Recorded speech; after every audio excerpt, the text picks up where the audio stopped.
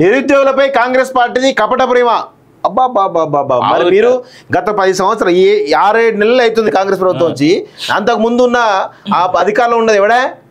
మీరు కాదా? మీరేం చేసారు? మరి నిరుద్యోగులకు మోసం చేసారు, చంపిండ్రు, బలి తీసుకున్నారు, వాళ్ళ రక్తం తాగినరు, అన్నీ చేసారు. వాళ్ళ శవాల పైన ఈరోజు సంబరాలు చేసుకోలే మీరు? వాళ్ళ శవాల పైన ఆ ఫామ్ హౌస్ కట్టుకోలే? నువ్వు ఆ రంగనాయక సాగర్ వెనకాల ఏదో కట్టుకున్నావట, అది కాదా? రక్త మాంసాలు, నిరుద్యోగులకు సంబంధించిన రక్త మాంసాలు పిప్పీలు చేస్తే ఈరోజు ఈ నిరుద్యోగులే కదా తెలంగాణ రావడంలో కీలక పాత్ర. గత 10 సంవత్సరాలు మీరు వాళ్ళకి ఏం చేశారు? ఆ ఉద్యమకారులకు ఏం చేశారు? మీరు ఏమన్నా న్యాయం చేసిరా? ఏమీ చేయలేదు. ఉద్యమకారులకు న్యాయం చేయలేదు, నిరుద్యోగులకు న్యాయం చేయలేదు. ఇప్పుడు వచ్చి మాట్లాడుతూ ఉన్నారు నిరుద్యోగులపై కాంగ్రెస్ కపట ప్రేమ అని. సిగ్గుండాలి కదా అసలు మీకు? మాట్లాడే రైటే లేదు ఫస్ట్ ఆఫ్ ఆల్ నిరుద్యోగుల గురించి. అసలు ఫస్ట్ ఆఫ్ ఆల్ ఆ నిరుద్యోగులు ఎవరైతే హరీష్ రావు వచ్చినప్పుడు ఎందుకు నిరుద్యోగులే? నిరుద్యోగులు ఫస్ట్ మీకు బుద్ధి ఉండాలి కదా. ఇలాంటి సన్నాసాలు రప్పిస్తే ఉద్యమాలు నిర్వీర్యం అవుతాయి, ఉద్యమాలు చులకనవుతాయి. దయచేసి అర్థం చేసుకోవాల్సిందిగా ఉద్యమకారులను, ఎవరైతే నిరుద్యోగులను నేను కోరుతా ఉన్నాను, వీళ్ళెవ్వరు కూడా మీరు రమ్మనద్దు, వీళ్ళను తన్ని తరమాలే. కాంగ్రెస్ను తన్ని తరిమేటువంటి ప్రయత్నం మనం చేద్దాం, కానీ వీళ్ళని మాత్రం దగ్గర రానియద్దు. ఇప్పుడు వచ్చి మాట్లాడుతూ ఉన్నారు గత 10 సంవత్సరాలు ఎన్ని ఉద్యోగాలు వేసిరా వీళ్ళు?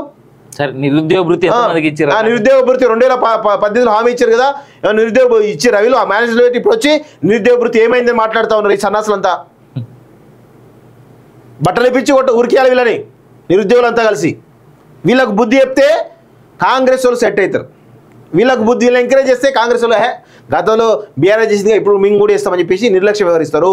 వీళ్ళని తన్ని తరమండి, కాంగ్రెస్ వాళ్ళు సెట్ అయ్యి ఇమీడియట్గా ఉద్యోగాలు ఇస్తారు.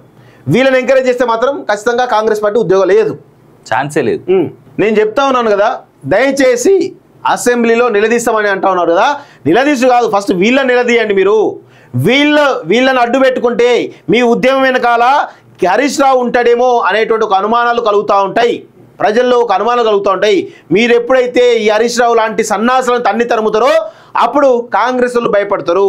వీళ్ళని ఎంకరేజ్ చేసినప్పుడు కాంగ్రెస్ వాళ్ళు భయపడరు.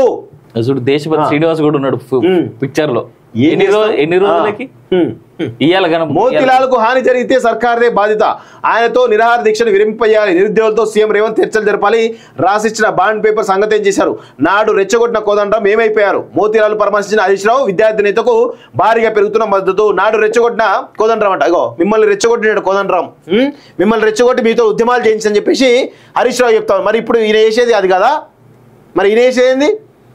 దయచేసి నిరుద్యోగులారా, బీఆర్ఎస్ పార్టీ నాయకులు నమ్మకండి. దయచేసి మీరు వాళ్ళని నమ్మితే కనుక మీ ఉద్యమాన్ని మీరే నిర్వీర్యం చేసుకున్నట్టు. వాళ్ళను తని తరిమితే కాంగ్రెస్ వాళ్ళు సెట్ అవుతారు అనే విషయాన్ని గుర్తుపెట్టుకోవాల్సిందిగా నేను కోరుతా ఉన్నాను.